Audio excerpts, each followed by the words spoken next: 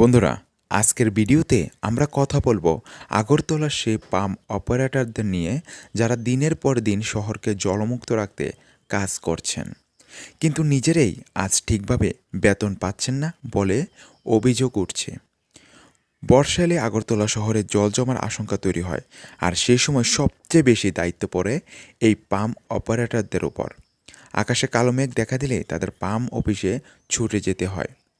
অনেক সময় 12 থেকে 16 ঘন্টা পর্যন্ত একটানা ডিউটি করতে হয়, কিন্তু অভিযোগ হলো এত কষ্ট করে কাজ করার পরেও অনেক পাম্প অপারেটর নিয়মিত বেতন পাচ্ছে না। কারো 2 মাস, আবার কারো 3 মাস পর্যন্ত বেতন আটকে থাকছে বলে দাবি করা হয়েছে। পাম্প অপারেটরদের একাংশের বক্তব্য, প্রতি মাসে সময়মতো বেতন সংক্রান্ত কাগজপত্র তৈরি হয়ে যায়, তবু ঠিক সময়ে টাকা হাতে পৌঁছায় না। এদিকে তাদের বেতনও খুব বেশি নয়। অনেকেই দীর্ঘ সময় কাজ করেও মাত্র প্রায় 7,000 টাকার মতো বেতন পান বলে অভিযোগ উঠেছে। বর্তমান বাজারে এই টাকায় সংসার চালানো খুব কঠিন বলেই তারা জানিয়েছেন।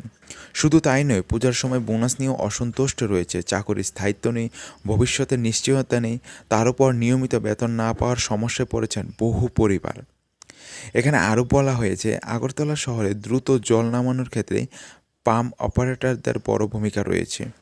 আগে ভারী বৃষ্টিতে দীর্ঘ সময় জল জমে থাকলেও এখন তুলনামূলক দ্রুত জল নামানো সম্ভব হচ্ছে, আর এর পেছনে কাজ করছেন এই পাম্প অপারেটররাই। তবু তাদের দাবি, কাজের তুলনায় সম্মান ও প্রাপ্য সুবিধা তারা পাচ্ছেন না। পাম্প অপারেটররা বেতন বৃদ্ধি, নিয়মিত বেতন প্রদান এবং চাকরি স্থায়ীকরণের দাবি জানিয়েছেন। এখন দেখার বিষয় সরকার ও সংশ্লিষ্ট দপ্তর এই সমস্যার সমাধানে কী পদক্ষেপ নেয়। তো আজকের ভিডিওটি এই পর্যন্ত। ভিডিওটি ভালো লাগলে লাইক করবেন, শেয়ার করবেন এবং চ্যানেলটি সাবস্ক্রাইব করে পাশে থাকবেন। Thanks for watching. জয় হিন্দ, জয় ভারত।